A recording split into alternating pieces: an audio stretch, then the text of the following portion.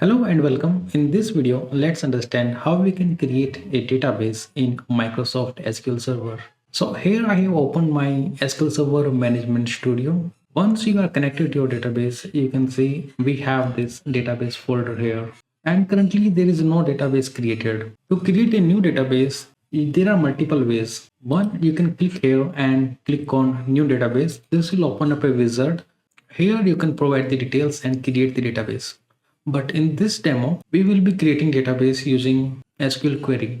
So let's click on new query, and here to create a new database, we need to run create database statement. So let's type create database. And then we need to give a name to our database. This can be anything, but it should be a unique name. We cannot have two databases with same name. Okay, so let me give a database name here. Let me give demo here.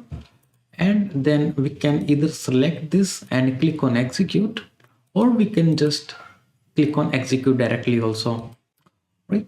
Commands completed successfully. Now if you go to your databases and right click here and click on refresh, you can notice we have created this demo database, right? So this is our newly created database. If you open this database, it will have all these folder tables, stored procedures, functions. So this is how you can create a database. One more thing I want to explain here. Once the database is created, it will create two important files in your file system. If you right click on the demo database and go to properties and select files here, you can see it has created two files here.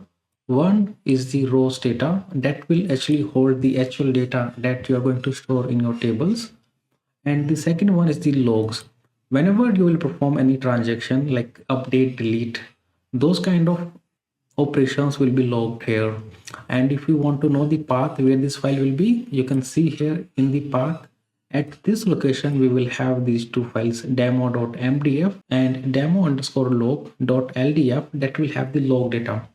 You can visit this path also. Let me copy this path from here and let's open File Explorer and paste this path.